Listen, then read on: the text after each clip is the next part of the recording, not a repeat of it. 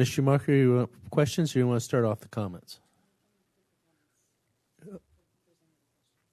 Seeing none, why don't you start with the comments? First of all, I appreciate the fact that the previous council member, Hamilton, brought this agenda item up. I think it has allowed for a good conversation to be initiated. I think just to acknowledge some of the things that I'm hearing, when I read the staff report, I too was a little, what are we trying to do here? But I also understand that council, and being on the municipal code, having seen some of the policies that need to be updated, I also see that staff is from past policies working within basically a set of wheel ruts where there's past direction, and when we talk about certain things like partnerships, marketing, that council hasn't updated policies to reflect the new relationships that we are looking to build, especially with NBA, which I'm hearing from my colleagues and certainly from our community that the NBA needs to have. It's a special relationship because you're a special place. So I read all of the comments, heard met with, I also want to reveal that I did meet with some of the NBA staff as well.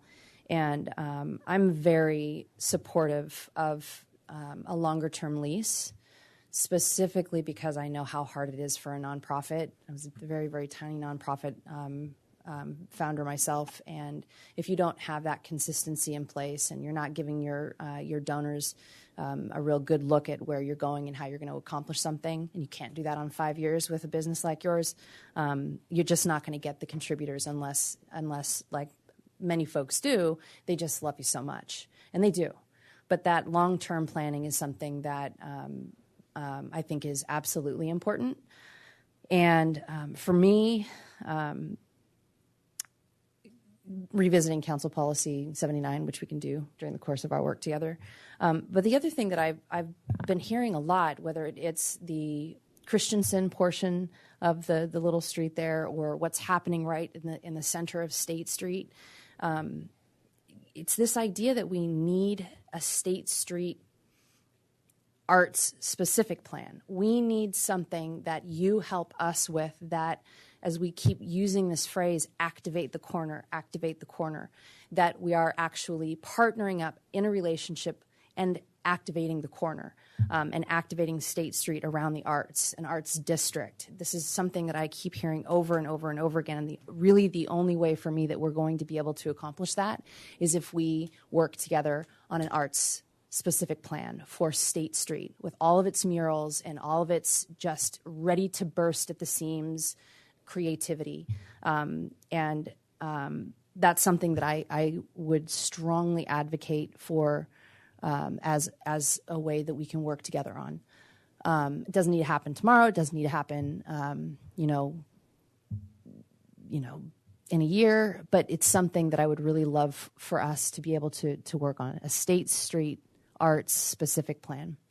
Taking a look at that Christensen area as you're working with your architect, is there a way that we might be able to think about extending into that right of way, potentially shutting it off for arts events? For we have a new entertainment license, we can have live music. And these are all things that we can think about together and make me really excited, frankly. And also, it would just drive economic activity like nuts in the village. It really would. So those are some of my thoughts. And I want to hear my other colleagues' thoughts. But those two things, the longer lease plan and then also a State Street arts specific plan as a way of working with NVA and partners on that. Doctor?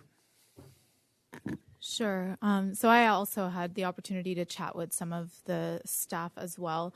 And in my thoughts, I do want to make sure that I address why this was brought forward. I know Councilmember Schumacher brought it up briefly, but at the same time wanting to make sure that we acknowledge why staff brought it forward and also just clear up any uncertainty in regards to that. But obviously direction was provided, and then really the reason why this was so general was because it was a general direction.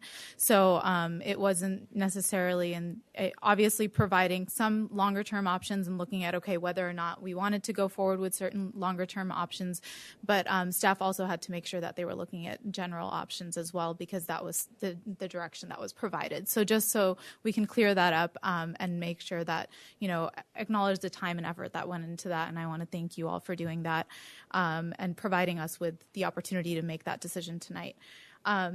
And so basically after, reading this a few times, obviously looking at all the feedback we received and then also having conversations with folks, I too am a enthusiast of the arts. My brother used to do theater and, was very much involved in that. And so it is near and dear to my heart. I at least have the opportunity to go enjoy. I'm not much of a performer myself, but at the very least get to go and enjoy the arts whenever I can. So, and obviously it's something that has drawn folks, not only locals within our community to go out and enjoy, but also individuals from outside of our community come and enjoy. So for me, I would definitely be supportive of doing something longer term. The only thing that I'd love to hear and maybe provide staff with direction is if we can potentially look at some more specificity around what that would look like. So maybe having that conversation with New Village Arts, what that would look like, and then in terms of metrics, what types of metrics would need to be met. But I just want to make sure that in that particular regard that we're transparent with what's going on there. So that would be it. But thank you, and thanks for being here and for showing your enthusiasm for the arts, of course. So thank you. Mr. Blackburn? Well, I'm glad we brought this up tonight because we obviously identified a communication gap that's now fixed. I'm glad that the city is working on it, and I'm guessing you're happy too. We also learned a little bit about if you want the directional signs, if you want to change the street names, there is a process for it, and just got to follow the process. It sounds like you got a lot of support from the council. I agree with the longer term lease, but I also agree I'd like to have staff work out the details on that. But there's a couple things. Number one is you guys have proved yourself. We're married now. We might as well keep you at home, keep you in the same house forever. So I'm convinced that you've done a good job, and you're going to keep doing a good job. And this is a partnership. We might as well make it a little bit longer lease, not just because of a commitment, but also because of what Councilmember Schumacher said. When you say our lease expires in 3 years, it's difficult to raise money. If you say we have an indefinite lease, it's much easier. People are going to invest in a longer-term investment like that. So the only thing that I'm leaving up in the air is the $250,000 for improvement to the exterior. I'm going to leave that up to maybe the bargaining is you're going to be able to raise more money if you have a longer lease, and then we're off the hook. Or I'll leave it up to staff to determine whether that's appropriate for us to budget an additional $250,000 for the improvement of the exterior. But I'm glad to hear that we do have money for the roof and the back wall, and that is in the process. So those are the things I'm going to support. So, just to begin my comments, first, staff is a very conservative staff. They're also driven by policy, and we understand, and I think it's been made clear that maybe our policies need to be more updated, and we have 2 members working on those policies today. So that's kind of what staff is driven by. We all know and understand that we could put a brew pub or something like that in this building and probably make a killing. But that's really not our focus, nor it has ever been our focus to do that. It's always been that Carlsbad needed a cultural arts venue, and this was kind of the catalyst when we go back and think of back in the mid-2000s, we were looking for ways to energize the village, and we kind of built this relationship. it used to be a jazzercise out in the industrial park, and we were all happy campers. But we saw an opportunity where we thought we could come together and make things work. The other thing that's very unique about this facility, and it has pluses and minuses, it's only 99 seats. So when you think of the venues in Vista or Escondido, they're much, much larger and have the ability to generate much more funding than what we can do here. What's really unique about this is, first, it's so high quality, it fits the village, and I think it's all something we want to embrace. So the question becomes, to what degree?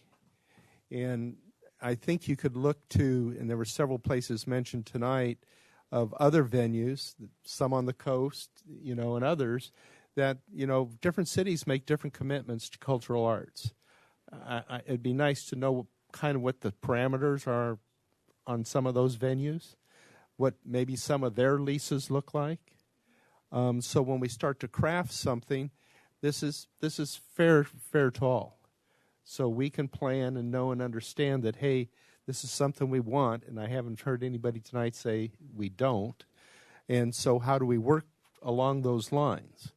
And so I think the first thing is the communication is so kind of what works for us and works for them, and just start that communication with the understanding that within whatever period of time that perhaps the manager says that we could have a response, but just to give overall guidance that we want to move forward on preserving this and enhancing it to the best of our ability. So those are my thoughts. I think, Ms. Schumacher, you even had a greater vision of not only what this entity could do, but what the whole block could look like at some moment in time. And again, those are great ideas. Whether we explore those individually as part of our 2050 plan, but I think that too is something that needs to be given clear direction that we move forward on that also, this being a cornerstone. So those are my thoughts. What would you like, city manager or city attorney, as further direction? Or direction is always fantastic. Based off of what we've heard from council, though, if I could get a motion in a second to move forward on discussions with a long-term lease, then what we would do is return to closed session. In closed session, we would discuss price and terms, which would give us the authority then to go forth and negotiate. So moved. Second. So there's a motion and a second. Should there be any kind of conversation prior to that, so we have some idea of what the opposition, or not the opposition, our partnership might look like from what their thoughts are before we get, we can give direction and we might be a mile off. I don't know. Do you think there should be a preliminary conversation with New Village Arts? One of the things, and I would expect that we would have a willing participant with New Village Arts, and something that we could do is commit to having a meeting within, or maybe a few meetings within the next 30 to 60 days. And then within that period of time, what we can do is return back to council, provide that information to you as well. And then go to closed session? Yes. But understand that the only things that we can discuss in closed session under the Brown Act are price and terms. Correct? Correct. Okay, so we'll all have understanding on that. Please vote.